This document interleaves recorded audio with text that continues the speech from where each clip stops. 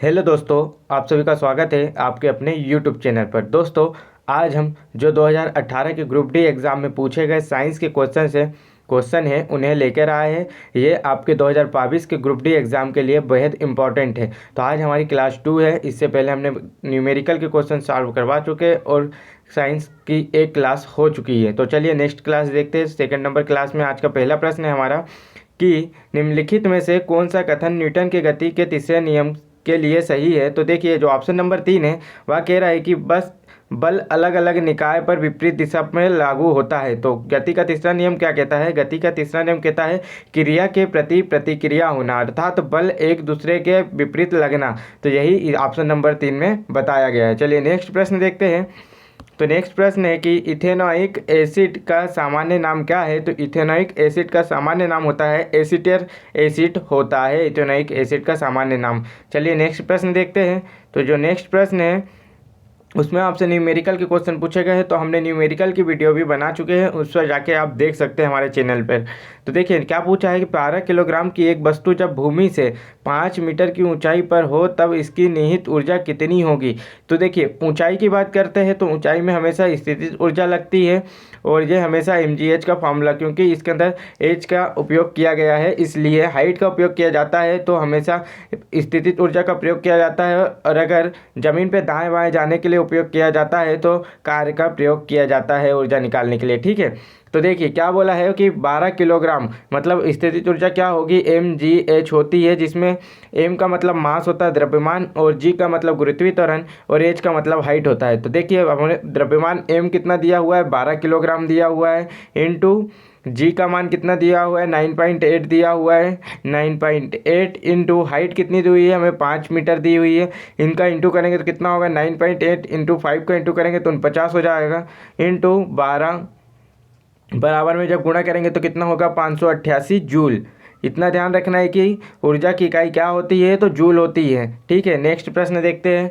Next प्रश्न हमें मिला है कि ब्रह्मांड में प्रत्येक वस्तु एक अन्य वस्तु को एक बल के साथ आकर्षित करती है जो खालिस्तान के वर्ग के विपरीत अनुपातिक होती है। तो देखिए आपको पता होगा गुरुत्वाकर्षण बल बराबर क्या होता है, F बराबर से G इंटू m1 एक पिंड है जो m2 दूरी दोनों के बीच की दूरी के वर्ग के व्युत्क्रमानुपाती होता है। तो यही बताना था आपको कि देखिए क्या बोला है, ब्रह्मांड में प्रत्येक वस्तु एक अन्य वस्तु मतलब पहली वस्तु तथा दूसरी वस्तु होगी एक अन्य वस्तु को एक बल के साथ आकर्षित करती है। जो बल लग रहा है तो वह उसके वर्ग के विपरीतानुपाती मतलब कि विपरीत अनुपाती व्युत्क्रमानुपाती कहते हैं। तो उनके मध्य की जो दूरी है r दूरी उनके व्युत्क्रमानुपाती होती है और जो समानुपाती होता है वह बराबर में होता है और जो नीचे जाता है बटे में उसे व्युत्क्रमानुपाती कहते हैं। ठीक है, तो चलिए नेक्स्ट प्रश्न देखते हैं। नेक्स्ट प्रश्न है कि सबसे पुराना उपनिषद कौन सा है। तो सबसे पुराना उपनिषद है चांदोग्य उपनिषद है। सबसे पुराना उपनिषद है चांदोग्य उपनिषद है। चलिए नेक्स्ट प्रश्न देखते हैं।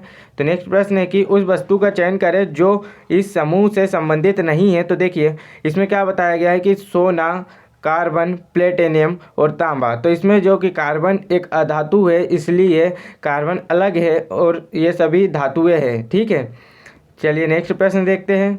तो नेक्स्ट प्रश्न है कौन निम्न में से कौन सा विकल्प तने और जड़ों के शीर्ष पर पाया जाता है। तो कल हमने बताया था क्वेश्चन ऐसे ही आया था हमारी वीडियो में कि शीर्ष विभोजक बोले तो एपिकल मेरिस्टेम क्या होता है। तो देखिए अगर कोई पौधा होता है जो इस तरह का होता है उसमें जो जड़ होती है वह नीचे की ओर गति करती है और पौधा ऊपर की ओर गति करता है। तो जो नीचे और ऊपर की ओर जड़ के नहा से जो ऊपर नीचे की ओर जाती है जड़ और पौधा जब तना ऊपर की ओर जाता है तो इसे मतलब शीर्ष विभोजक नहा पे होता है जो ऊपर की ओर ले जाता है वृक्ष को और जड़ को नीचे की ओर लेके जाता है। तो कहाँ कहाँ होता है, तो एक तो जड़ में होता है शीर्ष विभोजक ऊतक और एक होता है तने में। तो बस यही एपिकल मेरिस्टेम कहलाता है। ठीक है, तो कहाँ पाया जाता है, जड़ और तनों में शीर्ष विभोजक पाया जाता है। मतलब कि जो शीर्ष जो है इसका वो ऊपर लेके जाता है और जड़ का शीर्ष नीचे की ओर लेके जाता है। चलिए नेक्स्ट प्रश्न देखते हैं। नेक्स्ट प्रश्न है यदि किसी लवण का pH मान 0 है तो वह खालिस्तान का लवण होता है। तो देखिए आपको कल बताए थे कि 0 से लेके 14 तक जो होता है पीएच स्केल का मान होता है 7, इसमें जो होता है वह उदासीन होता है। तो देखिए क्या बताया गया है इसके अंदर कि यदि किसी लवण का मान 0 हो, मतलब अम्ल इस साइड होता है और क्षार इस साइड होता है, तो अम्ल ज़्यादा अम्लीय होगा। अगर 0 मान है तो सबसे ज़्यादा अम्लीय होगा, क्योंकि इस तरफ आने पर अम्ल की मात्रा बढ़ती है और इस तरफ जाने पर क्षार की मात्रा बढ़ती है। तो क्या बताया गया, सशक्त एसिड तथा कमजोर बेस। तो सही है, कमजोर क्षार होगा और सशक्त एसिड होगा। ठीक है, तो इसका राइट आंसर क्या होगा, ऑप्शन नंबर ए होगा। चलिए नेक्स्ट प्रश्न देखते हैं। तो नेक्स्ट प्रश्न क्या है, कुछ ग्रहों के उपनाम हैं, कुछ ग्रहों के जो कि उपनाम है उनमें से एक लाल ग्रह है, यह ग्रह कौन सा है। तो देखिए लाल ग्रह क्या है, मंगल है। ठीक है, चलिए नेक्स्ट प्रश्न देखते हैं। तो नेक्स्ट प्रश्न क्या पूछा है कि उच्च तापमान प्राप्त करने के लिए इलेक्ट्रिक तापन उपकरणों में सामान्यतः खालिस्तान का प्रयोग किया जाता है, तो एलॉय का प्रयोग किया जाता है। आपने देखा होगा हीटर में एलॉय धातु का प्रयोग किया जाता है। ठीक है, नेक्स्ट प्रश्न देखते हैं। नेक्स्ट प्रश्न हमारा है कि CO2 के 88 ग्राम में मौजूद अणुओं की संख्या कितनी होगी। तो पहले आपको इसके लिए 88 ग्राम में CO2 की मात्रा, अणुओं की मात्रा निकालने के लिए आपको सीधे से CO2 का द्रव्यमान निकालना होगा। तो CO2 का द्रव्यमान कल हमने निकालना सभी चीज़ का द्रव्यमान भी बताया था कि CO2 C की जो परमाणु संख्या कितनी होती है, 6 होती है, और O की कितनी होती है, तो 8 होती है। फिर हम इनको दोगुना कर देंगे, जैसे कि इसकी हमेशा परमाणु द्रव्यमान निकालने के लिए, द्रव्यमान निकालने के लिए हमेशा दोगुना करा जाता है। हाइड्रोजन को छोड़ के सभी संख्याओं का द्रव्यमान निकालने के लिए उसका दोगुना कर दिया जाता है। तो ये कितना हो जाएगा, 12 हो जाएगा और ये 16 हो जाएगा।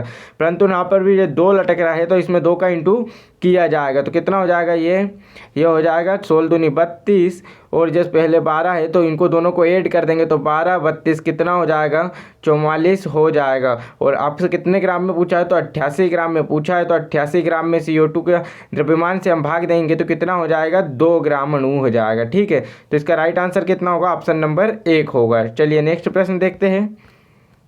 नेक्स्ट प्रश्न पूछा है, निम्नलिखित में से कौन सा अणु मस्तिष्क के बारे में सही नहीं है। तो देखिए यहाँ पश्च मस्तिष्क का एक भाग होता है, तो सही भाग है पीछे की ओर होता है अनुमस्तिष्क। यह मस्तिष्क के पश्च क्षेत्र में स्थित होता है, तो यह भी सही है। यहाँ मस्तिष्क का काफ़ी छोटा भाग होता है, लगभग 25%। तो यहाँ पर गलत दिया हुआ है, छोटा भाग तो होता है परंतु वह मात्र 12% होता है, ना कि 25%। इसको काट दीजिए। तो देखिए, और इसमें 3 भाग होते हैं, 2 पार्श्व अनुमस्तिष्की गोलार्ध एवं एक केंद्रीय बर्मिक्स भाग होता है। ठीक है, तो यहाँ पर क्या करना है, 12% होता है इसका भाग। ठीक है, मस्तिष्क का। चलिए नेक्स्ट प्रश्न देखते हैं। तो नेक्स्ट प्रश्न क्या है, खालिस्तान का प्रयोग हवा की शक्ति और वेग को मापने में किया जाता है। तो खालिस्तान का क्या, तो एनीमोमीटर का प्रयोग क्या कहते हैं, हवा की शक्ति और वेग को मापने में किया जाता है। किसका प्रयोग किया जाता है, एनीमोमीटर का प्रयोग किया जाता है। चलिए नेक्स्ट प्रश्न देखते हैं। तो हमारा जो नेक्स्ट प्रश्न है उसमें पूछा है कि पुरुष शुक्राणु में गुणसूत्रों की संख्या कितनी होती है। तो पुरुष शुक्राणु में अगर गुणसूत्रों की संख्या पूछेगा तो 23 होती है, और अगर पुरुष में गुणसूत्रों की संख्या पूछेगा तो कितनी होती है, तो 46 होती है। और ऐसे अगर पूछे कि शुक्राणु में कितनी होती है, 23 होती है। और चलिए नेक्स्ट प्रश्न देखते हैं।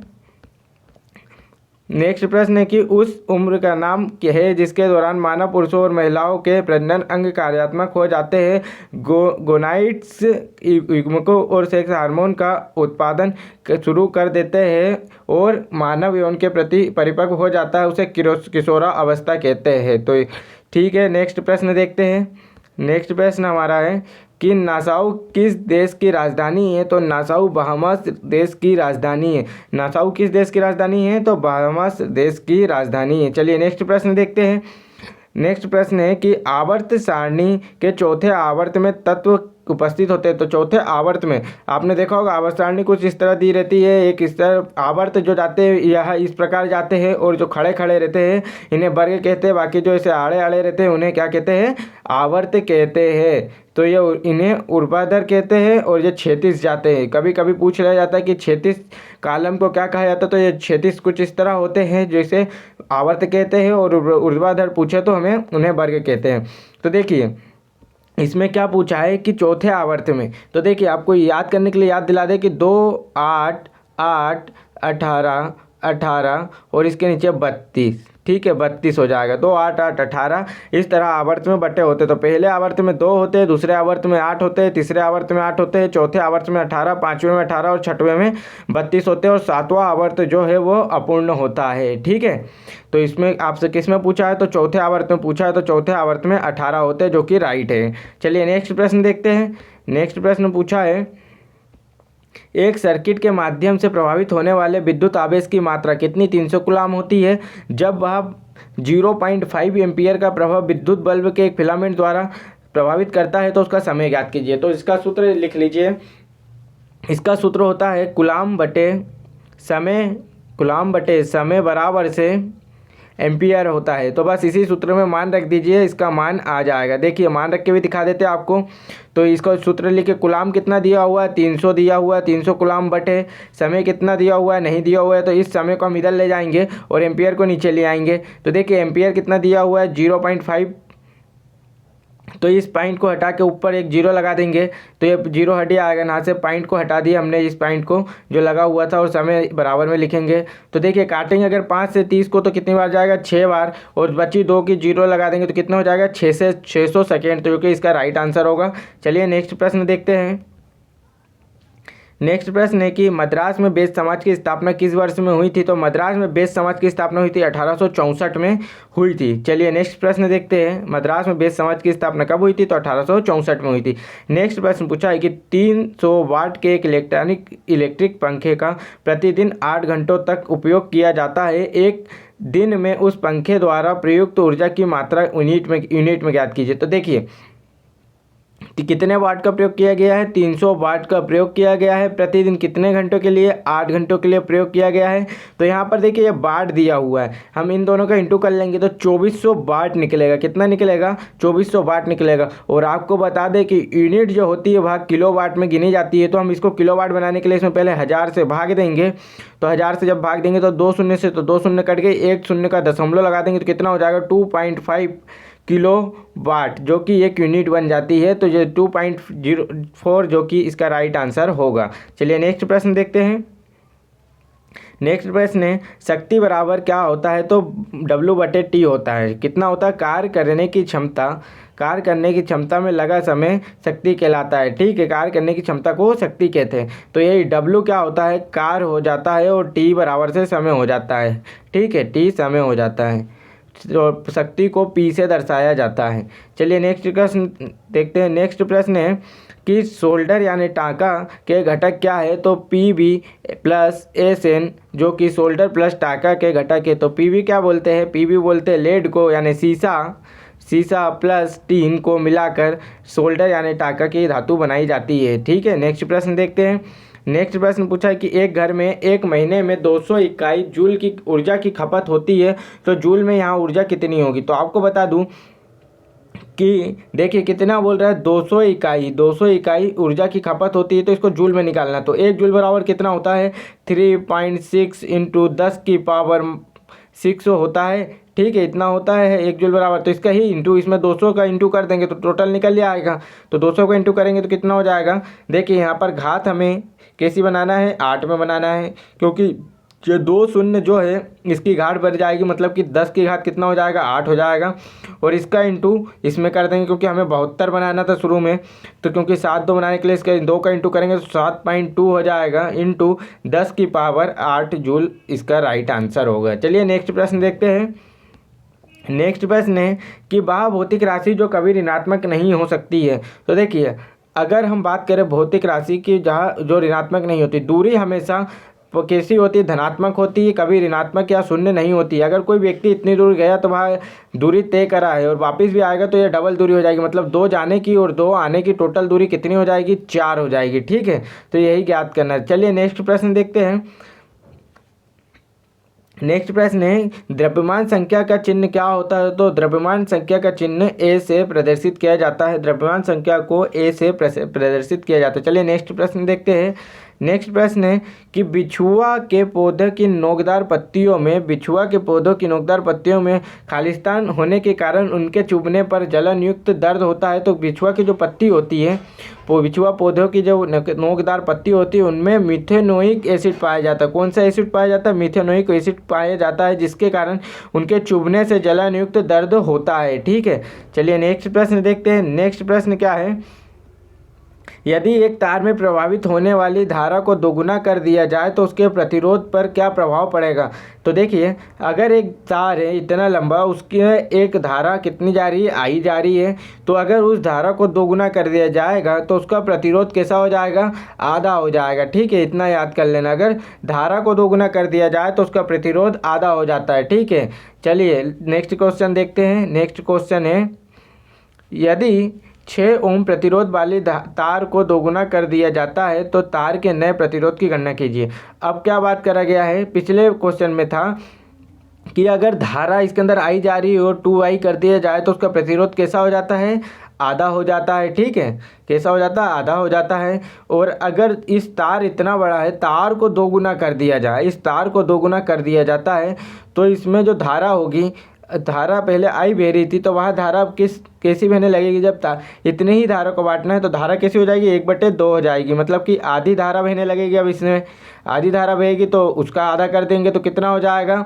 1/4 हो जाएगा। तो 1/4 हो जाएगा। तो यही पूछा आपसे कि 6 का 1/4 कर देंगे तो कितना हो जाएगा?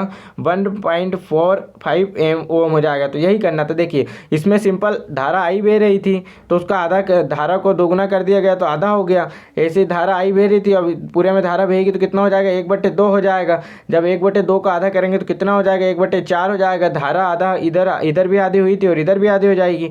तो बस उसका ही प्रतिलोम जो धारा बह रही है उसका 1/4 कर देंगे तो कितना निकल आएगा? 1.5 ओम निकल आएगा। ठीक है, नेक्स्ट प्रश्न देखते हैं।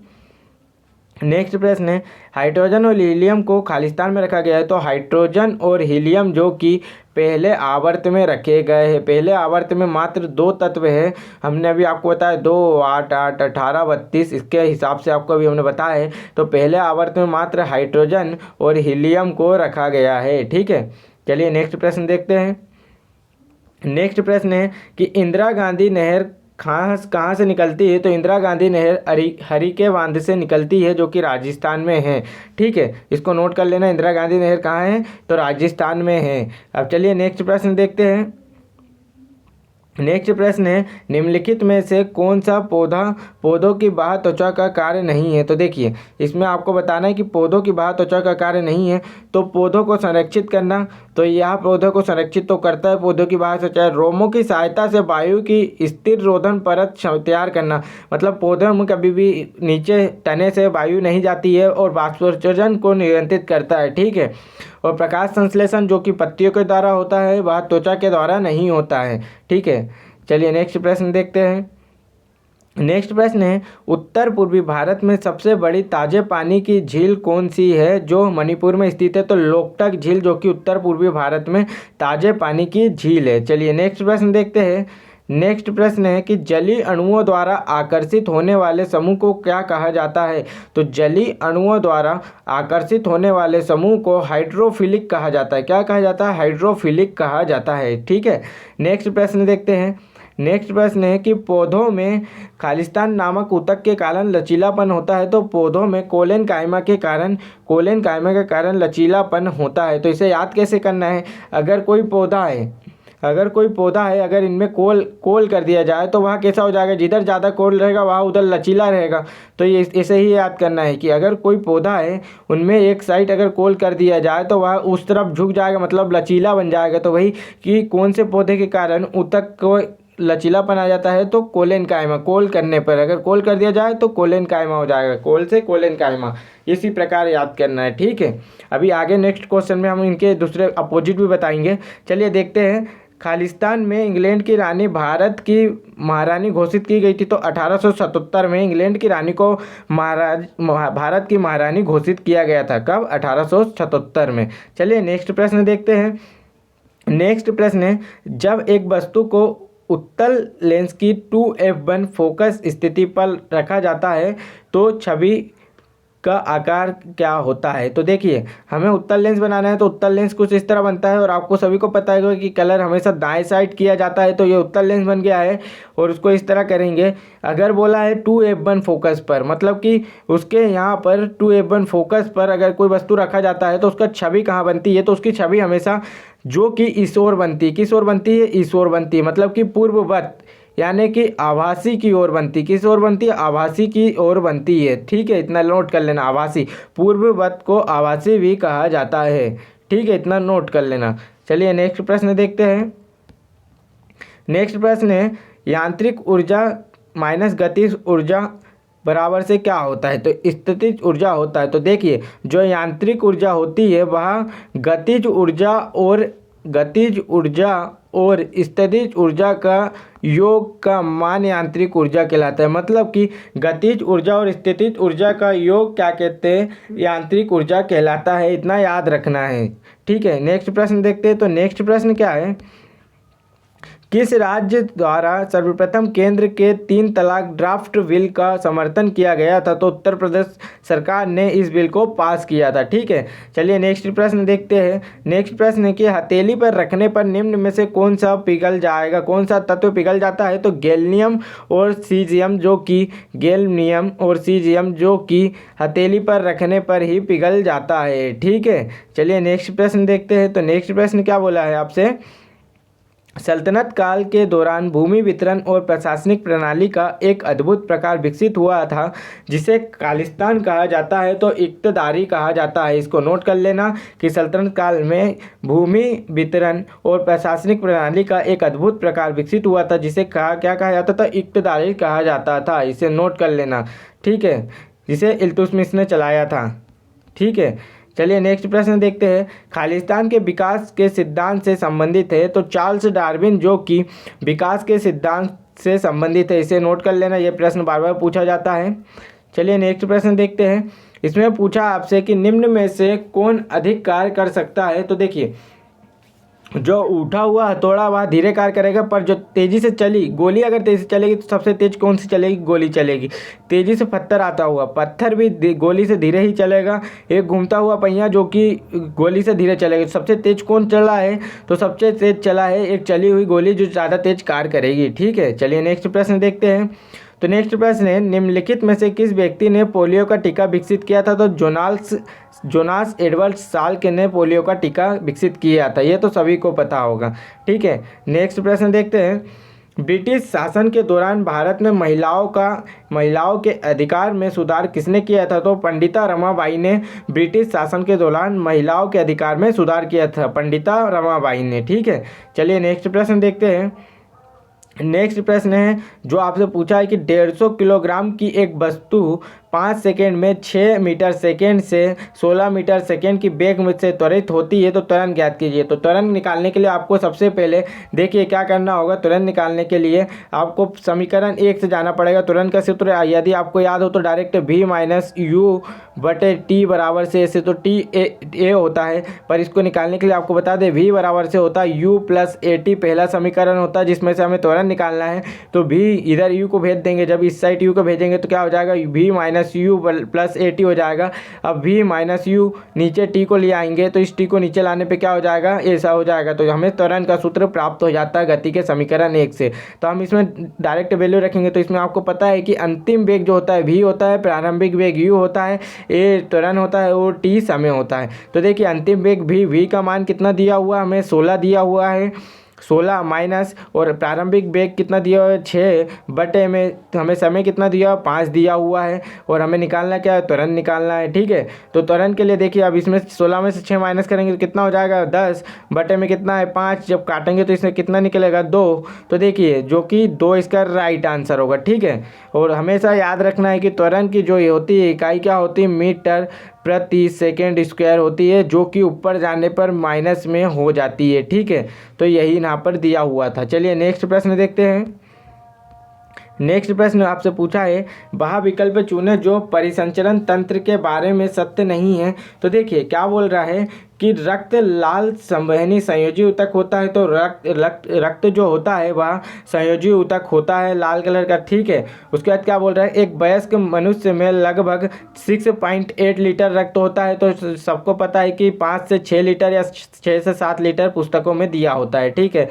परंतु देखिए यहाँ पर क्या बोल रहा है कि आरबीसी जो होता है उसका जीवन काल कितना होता है, 115 से 120 दिन सही दिया है, मतलब अपन पढ़ते क्या है 20 से 120 दिन पढ़ते हैं, तो यह भी सही है, इसके बीच में है।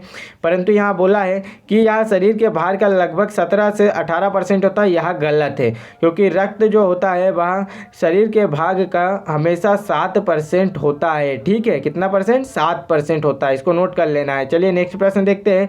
तो नेक्स्ट प्रश्न पूछा है कि भारत की उच्चतम चोटी कौन सी है, तो भारत की सबसे उच्चतम चोटी है कंचनजंगा है, ठीक है।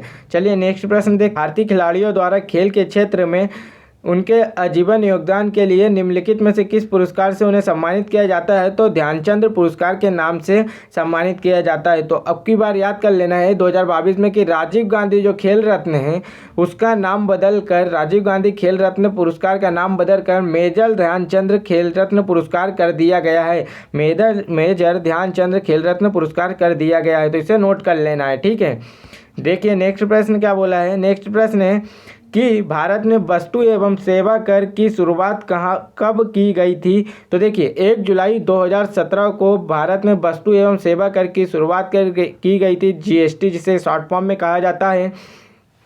इसके तीनों फॉर्म जो कि एसजीएसटी, एनजीएसटी और आईजीएसटी आपसे पूछा जाता है, ठीक है, और इसका पूरा फुल फॉर्म पूछा जाता है जीएसटी से संबंधित। और हमारी जो कनाडा से हमने इसे लिया है और सबसे पहले असम में चालू की गई थी, ठीक है। इतना नोट कर लेना कि भारत में सबसे पहले जीएसटी असम में लाई गई थी और कनाडा के आधार पर हमारी जीएसटी चलती है, ठीक है। नेक्स्ट प्रश्न देखते हैं। नेक्स्ट प्रश्न कि मनात किस देश की मुद्रा है, तो मनात जो कि अजरबैजान की मुद्रा है, अजरबैजान की राजधानी क्या है, बाकू है, ठीक है, इतना नोट कर लेना। चलिए नेक्स्ट प्रश्न देखते हैं। नेक्स्ट प्रश्न है कि विभवांतर 12 वोल्ट और किया गया आकार 60 जूल है, तो सर्किट के माध्यम में प्रभावित विद्युत आवेश कितना होगा, तो देखिए इसको हम किस सूत्र से करेंगे, तो कुलाम, क्योंकि यहाँ यूनिट क्या दी हुई है, कुलाम में दी हुई है, तो कुलाम बटे समय बराबर से एम्पियर होता है, सभी को पता है, अभी हमने पिछले भी बताए थे, तो इसको डायरेक्ट इसी में मान रखेंगे कुलाम बटे। तो देखिए आपसे क्या बोला है 12 वोल्ट, तो 12 वोल्ट का हो जाएगा, आपसे जो पूछा है कि 12 वोल्ट, तो यहाँ हमें एम्पियर की जगह कितनी धारा मतलब धारा, कार्य कितना हो रहा है धारा, तो कार्य रखेंगे, और यहाँ रखेंगे कितना, कुलाम कितना है दिया हुआ है, कुलाम मतलब होता है कि कितना आवेश। तो देखिए आपको इसमें क्या करना है कि जो एम्पियर है इसमें आपको इस सूत्र में मान रखकर इसकी वैल्यू निकालना है, और इसकी वैल्यू निकाल कर हमें उत्तर बताना है, ठीक है, नहीं तो हम इसको लास्ट में बताएंगे। और भी हमें इन क्वेश्चन का जो सॉल्यूशन है वह जो कि एक हमारी चल रही है न्यूमेरिकल क्वेश्चन की वीडियो, उसमें जाकर आप देख सकते हो, डेली हम उसमें न्यूमेरिकल की एक वीडियो अपलोड कर रहे हैं, जो कि 2018 के क्वेश्चन आपसे ग्रुप डी एग्जाम में जो भी न्यूमेरिकल में पूछा गया है वह क्वेश्चन आपको वहाँ मिलेंगे, ठीक है। चलिए नेक्स्ट प्रश्न देखते हैं। नेक्स्ट प्रश्न पूछा है यदि किसी नमक का पीएच मान 14 है तो वह नमक होता है, तो देखिए यहाँ से आपको बताया 0 से 14 तक आपको चलना है पीएच स्केल में, 0 से 7 उसके बीच की होती है, जिधर इधर जाने पे अम्ल बढ़ता है, इधर जाने पे क्षार बढ़ता है, ठीक है। अब क्या बोला है 14, तो मतलब यहाँ सबसे ज़्यादा क्या होगा, क्षारीय होगा, ठीक है, तो सशक्त बेस इसमें दिखा है, और सबसे कम क्या होगा, कमजोर एसिड होगा, तो राइट आंसर होगा, ठीक है। चलिए नेक्स्ट प्रश्न देखते हैं। तो नेक्स्ट प्रश्न क्या पूछा है, मैग्नीशियम रिबन एक चमकदार लोह के साथ जलता है, तो कैसी, सफ़ेद लोह, मैग्नीशियम को आपने देखा होगा कि वह सफ़ेद लोह के साथ जलता है, ठीक है।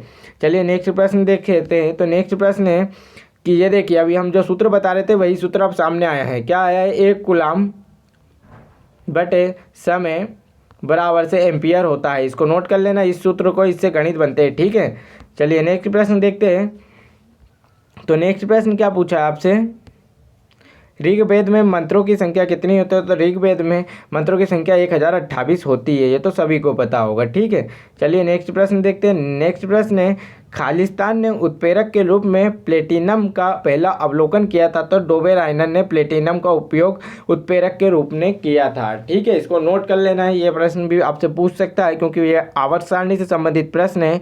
प्लेटिनम का पहला अवलोकन किसने किया था उत्प्रेरक के रूप में? तो डोबेराइनर ने किया था। ठीक है, चलिए नेक्स्ट प्रश्न देखते हैं। नेक्स्ट प्रश्न है, निम्नलिखित में से किस बल की प्रकृति विद्युत चुंबकीय नहीं है? तो देखिए, जो पिंड का भार है वह विद्युत चुंबकीय नहीं है। ठीक है, बाकी सभी में बल एक काम कर रहा है, वो भी विद्युत चुंबकीय। ठीक, चलिए नेक्स्ट प्रश्न देखते हैं। किसी भी भार से मतलब नहीं होता है। नेक्स्ट प्रश्न है कि एक ध्वनि तरंग की गति 340 मीटर इनवर्स मीटर जितनी दी हुई है, तरंगदैर्घ्य कितना दिया हुआ है? 2 सेंटीमीटर दिया हुआ है। तो इसको भी सूत्र लगाकर आवृत्ति के सूत्र से इसका सॉल्यूशन करना है। तो आप आवृत्ति का सूत्र अभी हम आगे बताएंगे, तो कर लेना है। ठीक है, चलिए नेक्स्ट प्रश्न देखते हैं। उसका उत्तर कितना दिया हुआ? उसका उत्तर 17,000 दिया हुआ है। तो डायरेक्ट इसको हम बता रहे हैं कि हमारी जो न्यूमेरिकल की वीडियो चल रही है उसमें जाकर आप इन सभी क्वेश्चन का सॉल्यूशन देख सकते हैं। चलिए नेक्स्ट प्रश्न देखते हैं। नेक्स्ट प्रश्न है, किस प्रकार के ऊतक नारियल भूसी का बनता है? तो जो सक्लेरन कायमे फाइबर होते हैं, मतलब कि सक्लेरन कायमा होता है, जो सक्लेरन कायमा वह ठोस यानी कि एक ठोस प्रकार का होता है। आपको भी मैंने बताया था कोलेन कायमा के बारे में बताए थे। तो कोलेन कायमा क्या होता है? अगर किसी और कोल कर दिया जाए तो वह उस ओर लचीलापन हो जाता है। तो कोलेन कायमा के कारण, कोलेन कायमा जो ऊतक होता है उसके कारण लचीलापन होता है। अगर कोई ऐसा पौधा है उसको पास कर दिया जाएगा तो वह एक प्रकार का कैसा हो जाएगा? सकड़ा हो जाएगा। तो सकड़ जाएगा तो वह एक कठोर हो जाएगा। तो नारियल की भूसी कैसी होती है? कठोर होती है। तो पौधे का कौन सा ऊतक जो कठोर बनाता है पौधे को? तो वह सक्लेल कायमा, सकड़ जाते हैं। तो ठीक है, चलिए तो नेक्स्ट प्रश्न, तो नारियल की भूसी कैसी होती है? सकड़ी होती है। चलिए नेक्स्ट प्रश्न क्या है? CO2 में C और O2 द्रव्यमान द्वारा अनुपात में मौजूद है। तो देखिए CO2 में क्या है? CO2 में कार्बन और ऑक्सीजन की मतलब अनुपात बताना है। तो C की वैल्यू कितनी होती है? C का परमाणु क्रमांक होता है 6, O का परमाणु क्रमांक होता है 8। तो पहले तो हम इसका भी इंटू कर देते हैं, 2 का तो कितना हो जाएगा? ये 16 हो जाएगा। अब हमें इसका 2 का इंटू इसलिए करते हैं क्योंकि भार बनाने के लिए हमेशा गुणा किया जाता है परमाणु क्रमांक में। तो 12 और ये कितना हो जाएगा? 32। तो अब इसको जब काटेंगे हम 4 से काट सकते हैं। तो 4 तिरी 12 और 4 8 32 इतना होता है। तो 3 और 8 अब कटेगा नहीं। ठीक है, तो इसका अनुपात निकल ही आया है। चलिए नेक्स्ट प्रश्न देखते हैं। तो नेक्स्ट प्रश्न है कि महिला रोगाणु कोशिकाओं में गुणसूत्रों की संख्या कितनी होती है? तो 23 होती है। महिला में पूछे रोगाणु में तो कितनी होती है? 23 होती है। और पुरुषों में शुक्राणु में कितनी होती है? 23 होती है। टोटल मानव में कितनी होती है? तो 46 होती है। ठीक है, चलिए नेक्स्ट प्रश्न देखते हैं। नेक्स्ट प्रश्न है, खालिस्तान तुलनात्मक रूप से ऊष्मा के कुचालक है। तो देखिए कॉपर जो कि ऊष्मा प्रभावित होती है, एल्यूमिनियम में भी ऊष्मा प्रभावित होती है। जोड़े से बताना था इसमें आपको ऑप्शन। वो कॉपर में भी होती है और आयरन में भी होती है ऊष्मा प्रभावित। और जो सोना होता है उसमें भी ऊष्मा प्रभावित होती है, गर्म होता है वह चालन विधि के द्वारा। और जो मतलब कि अर्जेंटाइन मतलब सिल्वर होती है वो भी गर्म हो जाती है। और पारा जो कि होता है वो भी गर्म होता है। परंतु जो लेड होता है शीशा वह गर्म करने पर तिड़ जाता है। गर्म करने पे कैसा होता है? तिड़क जाता है। ठीक है, तो ये ऑप्शन गलत होगा। चलिए नेक्स्ट प्रश्न देखते हैं। भारत में राष्ट्रीय आपातकाल किसके शासनकाल में लगाया गया था? तो भारत में राष्ट्रीय आपातकाल कब लगाया गया था? इंदिरा गांधी के शासनकाल में लगाया गया था। ठीक है, चलिए नेक्स्ट प्रश्न देखते हैं। तो नेक्स्ट प्रश्न है कि गैस स्थिरांक R का मान क्या है? तो गैस स्थिरांक R का मान होता है 8.31 जूल केल्विन इनवर्स मोल प्रति मोल होता है। ठीक है, इतना नोट कर लेना है। चलिए नेक्स्ट क्वेश्चन देखते हैं कि परागण खालिस्तान के द्वारा उत्पन्न किए जाते हैं। तो परागण जो कि पराग कोष के द्वारा उत्पन्न किए जाते हैं। परागण खालिस्तान के द्वारा उत्पन्न किए जाते हैं। तो पराग कोष के द्वारा उत्पन्न किए जाते हैं। किसके द्वारा? पराग कोष के द्वारा उत्पन्न किए जाते हैं। चलिए नेक्स्ट प्रश्न देखते हैं। तो देखिए इनमें आपको परमाणु आकार का हिसाब से बताना था, इनकी परमाणु संख्या क्या हिसाब से बताना। तो जो AC सबसे पहले सबसे ज़्यादा इसका होता है बड़ा, और AsP स्थल पर छोटा होता है और ऑक्सीजन छोटा होता है। तो आपको ये इस तरह कुछ जो आपकी आवर्त सारणी है उसमें वर्ग में इनको इस तरह दर्शाया गया। AC, AS सल्फर फिर ऑक्सीजन, आपको इस तरह ये दिया हुआ आवर्त सारणी में देख लीजिए, तो वहीं आपको बताना है। चलिए नेक्स्ट प्रश्न देखते हैं। नेक्स्ट प्रश्न है, स्तनपाइयों में खालिस्तान होता है तो स्तनपाइयों में जो बाल होते हैं, बाल के साथ ग्रंथि वाली त्वचा होती है। आपने देखा होगा आपके हाथ पैर में बाल होते हैं और जो कि ग्रंथि वाली त्वचा होती है, उनके साथ ग्रंथि के साथ जुड़ी होती है, एक ग्रंथि के साथ त्वचा के साथ, कैसे, तो बालों के साथ ग्रंथि वाली त्वचा होती है स्तनपाइयों में। ठीक है, प्रश्न आपसे पूछा है कि 13 किलोग्राम की एक वस्तु जब भूमि से 5 मीटर की ऊंचाई पर हो तो इसमें निहित ऊर्जा कितनी होती है। तो हमने बताया कि जब ऊंचाई की बात करें, कभी भी कितनी भी हाइट की बात करें, तो किसका प्रयोग किया जाता है, हमेशा स्थितिज ऊर्जा मतलब कि mgh का प्रयोग किया जाता है। तो ना m कितना दिया हुआ है 13 इंटू जी कितना दिया हुआ है 9.8 दिया हुआ है इंटू एच कितनी दी हुई है 5 मीटर दी हुई है। इन दोनों का इंटू हमेशा देख लीजिए, अगर पेपर में आपसे क्वेश्चन पूछेगा तो 9.8 और इंटू 5 का ही करना पड़ेगा, क्योंकि इसकी वैल्यू जब इंटू किया जाता है तो 49 निकलता है, एक सीधा अंक निकलता है। तो 13 और 49 का इंटू किया जाएगा तो 637 जूल निकलेगा। ठीक है, इसका राइट आंसर। चलिए नेक्स्ट प्रश्न देखते हैं। तो नेक्स्ट प्रश्न है हमारा, रामनाथ कोविंद ने भारत के 14वें राष्ट्रपति बनने के लिए किसे पराजित किया था। तो मीरा कुमार को पराजित किया था, और यह बिहार से पहले राज्यपाल थे। रामनाथ कोविंद कहाँ से थे, बिहार से राज्यपाल थे। ठीक है, इतना नोट कर लेना है। चलिए नेक्स्ट प्रश्न देखते हैं। तो नेक्स्ट प्रश्न है कि राष्ट्रीय युद्ध स्मारक निर्माण करने का प्रस्ताव कहाँ किया गया था। तो आपसे जब पेपर में पूछा गया था, जब प्रस्ताव रखा गया था कि नई दिल्ली में बनाया जाएगा, परंतु अब यह राष्ट्रीय युद्ध स्मारक दिल्ली में बनकर तैयार हो चुका है। चलिए नेक्स्ट क्वेश्चन देखते हैं। तो नेक्स्ट क्वेश्चन क्या है, निम्नलिखित में से कौन विद्युत ऊर्जा के यांत्रिक ऊर्जा में परिवर्तित करता है। तो देखिए, जो विद्युत ऊर्जा है वह यांत्रिक ऊर्जा में परिवर्तित कैसे होगी। तो वह विद्युत ऊर्जा जब विद्युत पंखे में जाएगी तो वह एक यंत्र को घुमाने का काम करेगी, तो क्या हो जाएगा, यांत्रिक ऊर्जा का काम करेगी। ठीक है, टार्च में क्या होता है, तो टार्च में देखिए रासायनिक मतलब कि सेल डला होता है टार्च में, तो वह रासायनिक ऊर्जा को प्रकाश ऊर्जा में परिवर्तित करती है। किस ऊर्जा में, प्रकाश ऊर्जा में।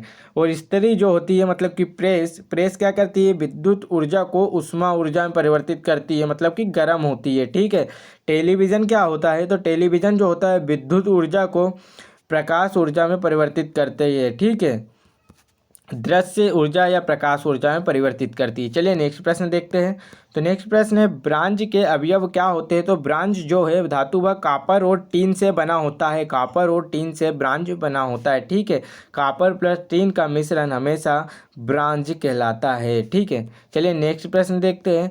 नेक्स्ट प्रश्न है कि वेग और समय को संबंध दर्शाता है, तो कौन सा इसमें सही होगा। तो जो पहला समीकरण होता है वह वेग और समय के बीच संबंध दर्शाता है। ठीक है, इसको नोट कर लीजिए, वेग और समय के बीच। जो इसमें देखिए दूसरे समीकरण स्थिति और समय के बीच, स्थिति और समय के बीच। ठीक है, और देखिए यहाँ पर स्थिति मतलब एस का मतलब स्थिति होता है, यहाँ बी का मतलब वेग होता है, टी का मतलब समय होता है। तो वेग और समय के बीच जो हो गया, स्थिति और समय के बीच क्या हो जाता है, ये दोनों हो जाएगा। और जो आपको पूछेगा स्थिति, इसमें देखिए एक एस है, तो स्थिति और वेग के बीच पूछे तो तीसरा समीकरण। तो आपको ये तीनों समीकरण लिख लेना है कि किस किस के बीच संबंध बताता है। ठीक है, एक सीजन में 2 बार माउंट एवरेस्ट पर चढ़ाई करने वाली दुनिया की पहली महिला कौन बनी है। तो अंशु जमसेप्पा बनी है, जो कि एक सीजन में 2 बार माउंट एवरेस्ट की ऊंचाई मतलब कि जो चढ़ाई करने वाली अंशु जमसेप्पा बन गई है। ठीक है, एक सीजन में 2 बार। इसकी ऊंचाई कितनी है, तो 8,848 मीटर इसकी ऊंचाई है माउंट एवरेस्ट की, जो कि नेपाल में स्थित है। और इसको नेपाल में सागर माता भी कहा जाता है। और इसका निर्माण किससे हुआ है, तो तेथिस नामक सागर के चलने के कारण इसका निर्माण हुआ था। ठीक है, चलिए नेक्स्ट क्वेश्चन देखते हैं। नेक्स्ट क्वेश्चन पूछा है, यदि किसी पिंड को लंबवत ऊर्ध्व दिशा में प्रक्षेपित किया जाए तो गति के उच्चतम बिंदु पर पिंड का वेग क्या होगा। तो देखिए, अगर कोई पिंड है उसको इतनी वेग से फेंका जाता है, परंतु वह एक बिंदु ऐसी आएगी जब उसका वेग क्या हो जाएगा, बहुत कम हो जाएगा, उसके बाद वह नीचे मुड़ने लगेगा। तो उसका वेग क्या हो गया, एकदम कम हो गया, मतलब कि शून्य हो गया।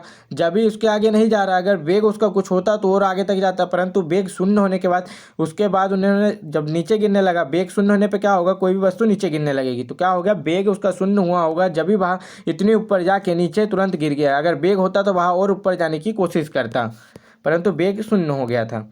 चलिए नेक्स्ट क्वेश्चन देखते हैं कि अवकाश ऊतक जो कि खालिस्तान के बीच पूरक ऊतक का कार्य करते हैं। ठीक है, इतना पूछा है। तो अवकाश ऊतक जो होते हैं तो यह हमारी जो मांसपेशी होती है, मांसपेशी को त्वचा से जोड़ के लगती है। मांसपेशी को त्वचा से जोड़ के कौन से ऊतक रखते हैं? तो अवकाश ऊतक रखते हैं। अवकाश ऊतक जो कि मांसपेशी को त्वचा से जोड़ के रखते हैं। ठीक है, इतना नोट कर लेना। चलिए नेक्स्ट प्रश्न देखते हैं।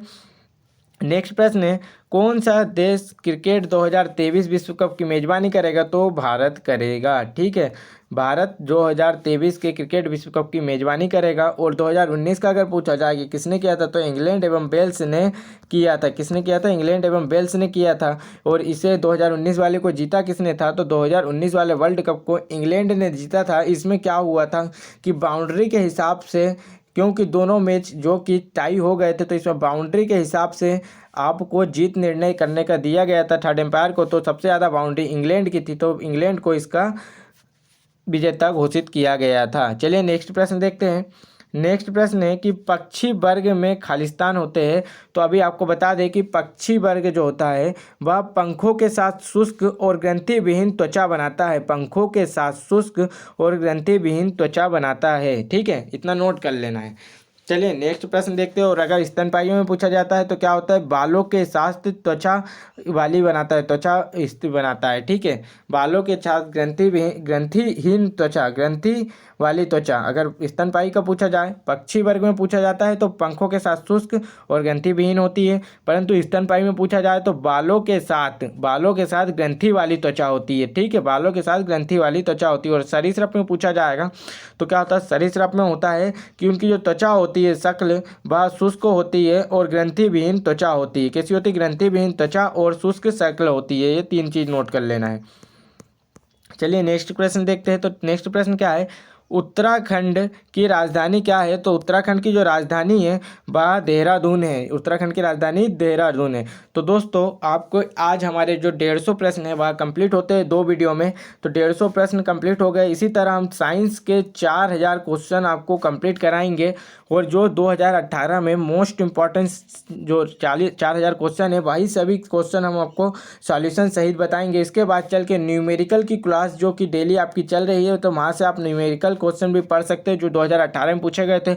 और 40 जो नॉर्मल क्वेश्चन है, उन 4000 क्वेश्चन, उन सभी क्वेश्चन को हम वीडियो के माध्यम से पहुँचाएंगे। तो अगर वीडियो अच्छा लगा हो तो वीडियो को लाइक और चैनल को सब्सक्राइब जरूर कर लीजिए, ताकि ऐसी वीडियो की नोटिफिकेशन आप तक आसानी से पहुँच सके। तो जय हिंद दोस्तों।